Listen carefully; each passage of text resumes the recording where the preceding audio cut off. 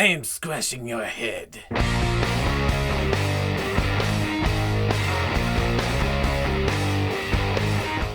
Okay people, welcome back to another Fwoosh review. Today we're taking a look at the new McFarlane Toys My Hero Academia series with Midoriya, All Might, Bakugo, and Shigaraki. Now at the first of this year, I had an idea of what My Hero Academia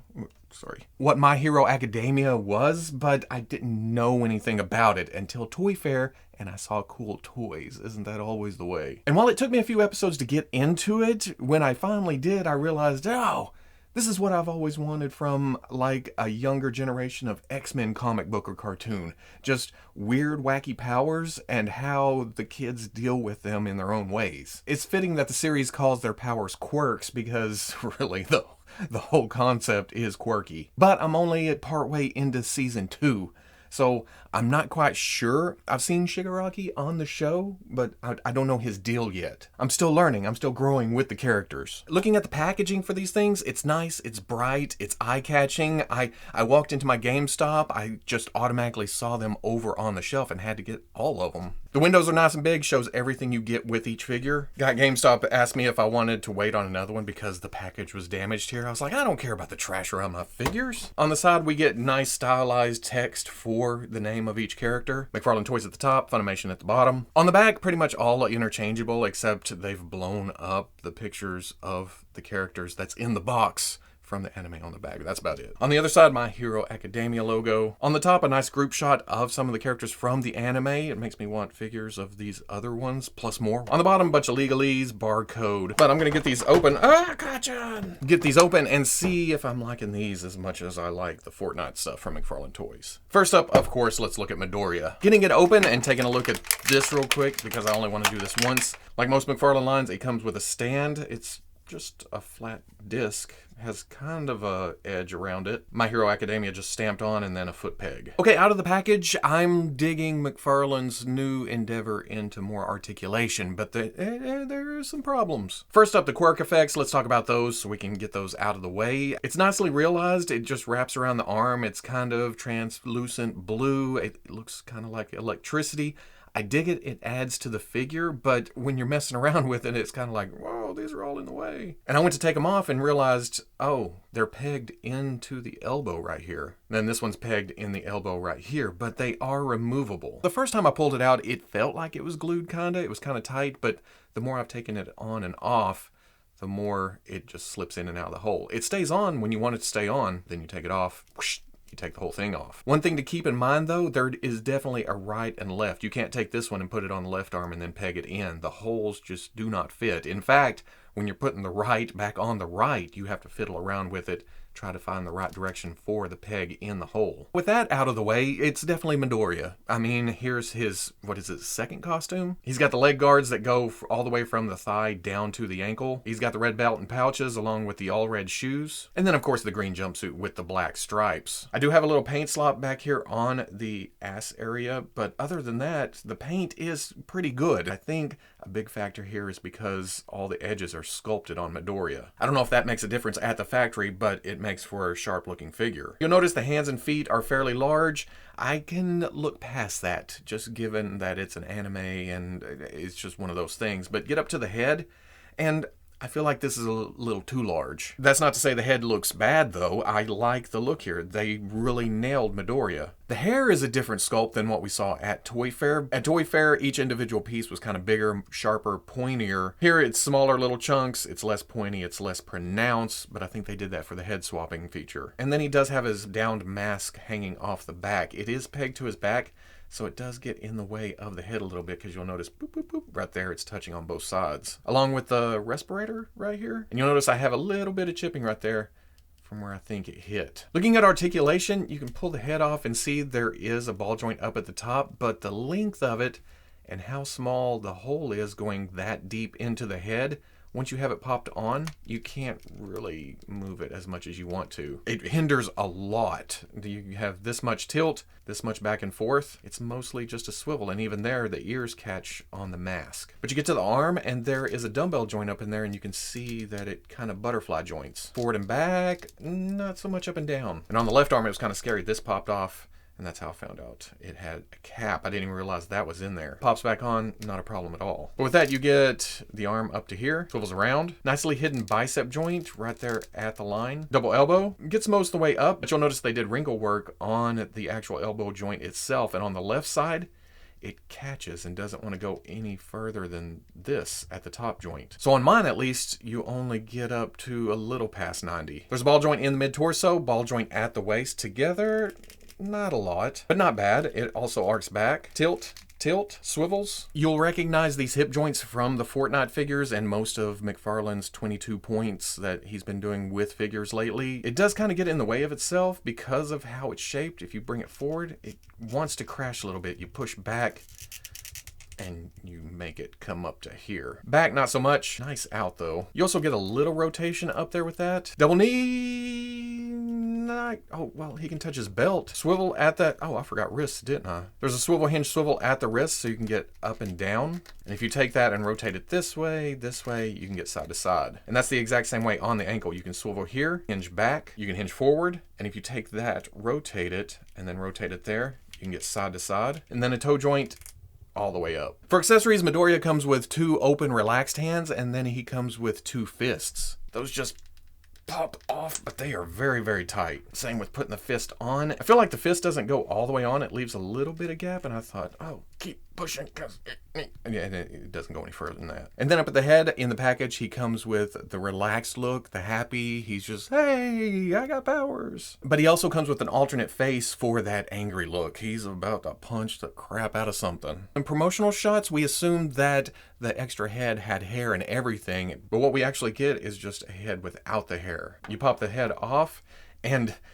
the first time I try to get this hair off, this is why my fingers are all torn up at the moment. I mean, they usually are, but extra torn up today is because getting this off was a pain in the arse. Because it is actually a peg. Look, it has a ridge on it that locks into the hair. The easiest way I've found, because if you try to stick it straight on, you get these hair chunks kind of caught behind the head. If you take it, angle it back, put the top of this face in, and then push the bottom back into there. There you go. And I think I like this look better. I'm a fan of Midoriya when he's going all out. And for comparisons, we're going to get to the end of the video and do all the characters at the same time. Next up, let's take a look at Shigaraki.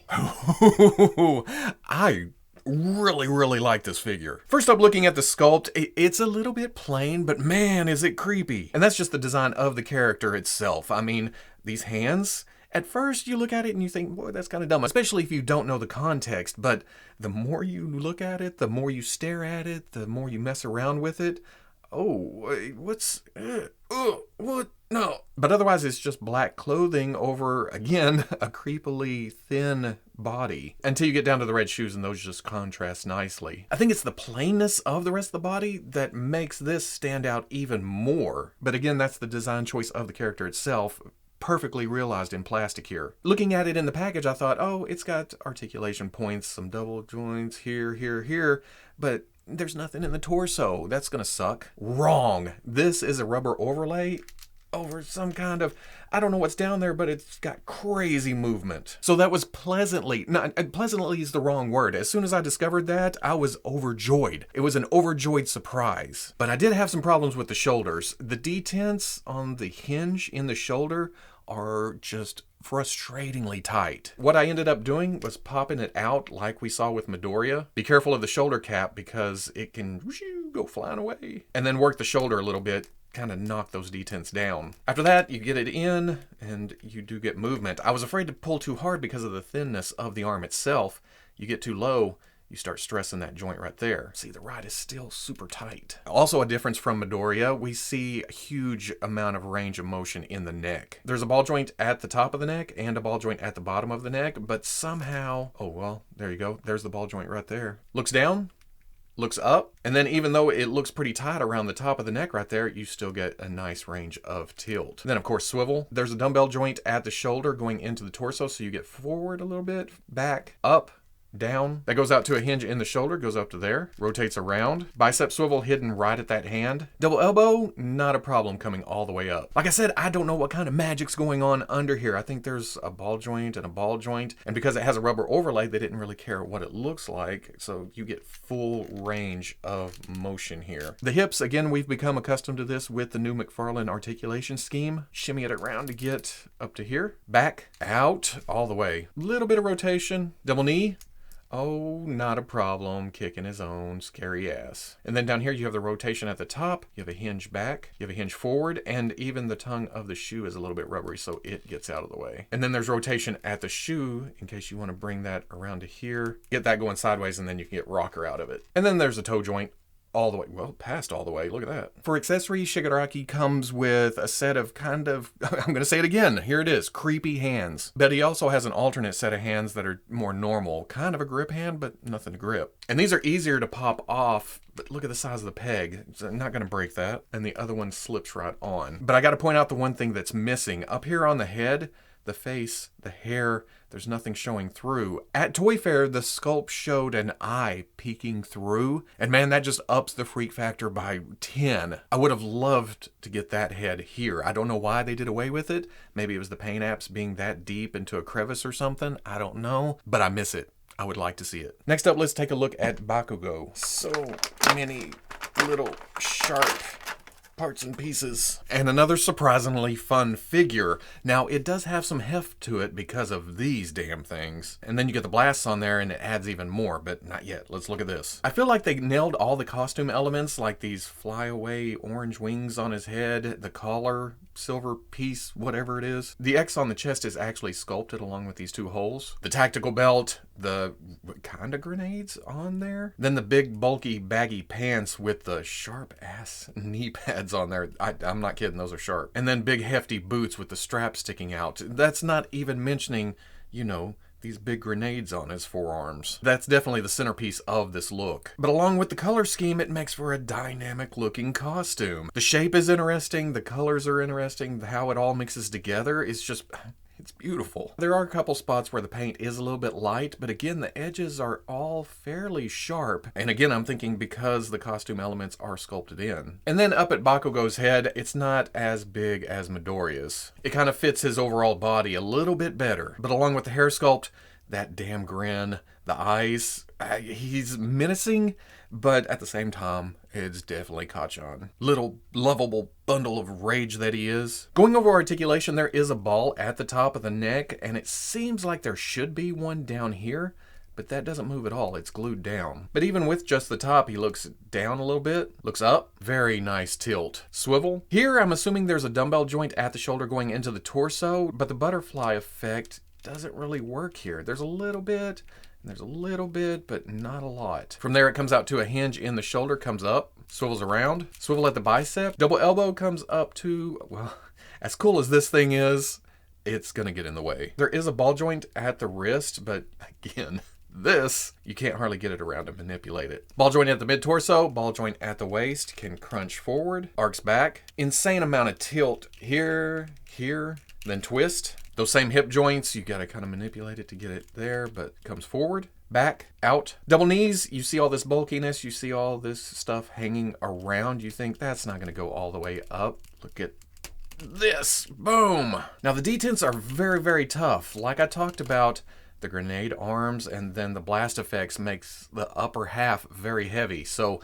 I think they put heavy detents down here in order to counteract that, so he'll actually stand with all that stuff on him. At the ankle, there's a swivel at the top, hinge back, hinge forward. Again, you hear those detents. That's to hold all that weight. The peg going into the foot itself is a little bit angled forward, so you do get a little bit of rocker. But again, you can manipulate that to turn sideways for heavy rocking. And then toe joint comes up to there. For accessories, Bakugo comes with two clenched hands, and then he comes with these big honkin' blast effects. I like the metallic kind of fiery effect here. There's some shine to it. It looks, well, quirky. But because of the awesome grenade arms, it's kind of hard to get in there. You pull. You can see up in there that it is a ball joint. Then you take that and plug that into there. Now be careful, hard plastic, not a lot of give to it. very sharp points. Hands are taking a beating with this series. And like I mentioned, that adds a lot of weight to the arm up here because that is solid plastic. The arm being thin at the elbow and up here, it kind of likes to flop. What I've been doing is bringing the arm up and turning it sideways, that way it doesn't bend the elbow. Plus that puts the hand in a better position where he's kind of blasting down. Get up here, and not bad. Heavy, heavy, heavy. And then finally, All Might is here! Getting All Might out of the package, it's definitely a powerful superhuman sculpt, but there's just something awkward about it. Which I guess is kind of fitting, but at the same time, it makes it not quite as fun as other characters in this series like Bakugo and Shigaraki. There's the muscle sculpt. It's nicely defined. It's not overdone. Well, it's overdone, but it's supposed to be that overdone. I'm talking about overdone from the actual base content. You have the large hands, you have the large feet. Basically, this is just a naked body with a costume painted on it. And I think that's where we run into trouble here. I mean, this is nasty. It looks like it completely missed, or it was tampoed on and then just shoved in the package or shoved against something else. We also see a big ding right there, some right here, all right here. The red doesn't seem to cover as well as it probably should. We see hints of yellow poking through in places. Same thing up here. What's crazy is we don't see this with the other figures in this series, and I really believe it's because this was just tampoed on, not painted over the actual sculpt. I think if these lines had been sculpted in, well, one, it would have kind of got in the way of the overall look, but two, well, there's more missing paint. But two, it would have had something for this to follow. But at the same time, this belt down here is sculpted onto the crotch piece, and it's still missing and missing and so that adds to the kind of overall sloppiness here. On top of that, it feels like the whole thing was sculpted and then articulation was just kind of thrown at it. Biceps are turned in, so when you bend the elbow, it just looks a little bit awkward. If you straighten the arm out, you get this punch out for the elbow right there. Like the arm is meant to stay bent like that. The butterflies, though, do a good job of keeping the continuity between body and shoulder, though. You raise it up, it still looks connected together like it's all one body. You bring it down, and that comes down across here. So that is really well engineered there. And then with the crotch, they veer away from what we've been seeing with all the McFarlane hips, and I think that is to serve the same purpose as this. It just keeps from breaking what is a superhero body. And then we get to proportions. There's the big hands, there's the big feet. I feel like the body thins out a little too much right here. Even on the package, you can see it's a little bit wider at the waist than the actual figure. And then the limbs are shorter, making this look more stout. The figure makes him look a little bit more elongated. Then there is the head, and I just feel like it's a bit small. We talked about Midoriya's noggin being a little bit big, and this is an old toy making trick. You take the bigger, buffer characters, give them a smaller head, and it gives the appearance that they're huge. Whereas on young adults, teenagers, they give them the bigger heads to give them that kind of young, awkward look, and that also makes their body appear a little bit smaller. But when you mix those two tricks in the same wave, it really stands out. Going over articulation, there is a dumbbell joint at the top of the neck. Looks down, looks up, nice tilt, swivel. Dumbbell joint at the shoulder too, forward, back, but mostly that's there to do this. Hinge at the shoulder comes up to there, swivels around, rotation at the bicep. Single elbow comes up about 90. Same wrist we've been seeing with the rest of the figures, but ooh, the detents here are tough. Ball joint in the mid-torso, ball joint at the waist together, you can get about there. Arcs back, again, amazing tilt, swivel. Hips come up to about right there. Back, out, not bad. Slight rotation. Double knee, well, nope. He can't do it. Ankle rotates at the top, hinges back, hinges forward, forward-facing pin for rocker. You can also turn it sideways if you need super tilt. And then toe joint goes up to about right there, tight. For accessories, All Might comes with 2 fists, and then he comes with 2 relaxed hands. And just like the rest, pops right off, big honkin' peg. That goes on. Height-wise, All Might stands at about 7 inches tall to the top of his head, about 7.5 to the top of his hair. Midoriya stands at about 6.5 to the top of his hair, and then Shigaraki is about 7 3/4 to the top of his head. I feel like Midoriya and Bakugo could be a little bit smaller, should be a little bit smaller, and then this head shrunk a little bit to fit in more proportion with the body. I'm completely good with this. This is amazing. And then All Might, yes, could be bigger, but if nothing else, I think I'm going to try to get the head enlarged or get a custom something. Just slightly bigger, bring it into proportion overall. For comparison, here they are with the McFarlane Toys Fortnite Wildcard, the Mezco 1/12 Collective Joker, the Hasbro Star Wars Black Series Stormtrooper, and then the Hasbro Marvel Legends Captain Britain. So at the end of the day, a very nice set. It has its problems, but oh, it's very, very dynamic. And it's very nice to see the evolution of McFarlane Toys into more of an articulated action figure company. They really hit on something with Fortnite, and that continues on into their other lines. Now, I hate to admit it, but the two biggest characters I wanted in this line was All Might and Midoriya, and sadly, I much prefer Bakugo and Shigaraki here. They're just much more fun action figures. They were better realized in plastic. Both Midoriya and All Might are just kind of stiff, kind of clumsy. I mean, they are action figures, yes, but they aren't as fun as the other two. But the thing about Bakugo and Midoriya, there's other versions coming from other companies. Pre-orders for the Figma, Deku, and Kachan have been up for a little while. They should be out here in a couple of months. I feel like they will fit a little bit better with All Might and Shigaraki. And then Kyoto has teased an amazing Yamaguchi Midoriya. So there's options out there, but it seems like McFarlane's already getting a head start getting other characters than Midoriya and Bakugo. And on that note, I want to see other students. I especially want to see Todoroki though, and then Eraserhead is my big want. That would just make for a dynamic action figure with the hair and the whippy strand bandage things. I mean, just look at that. Wouldn't that make a cool action figure? If Shigaraki is my favorite out of this series, then there's nothing wrong with getting an Eraserhead and in making it just as awesome as this. So if you like the review, comment, like, subscribe. I'll catch you on the Fwoosh.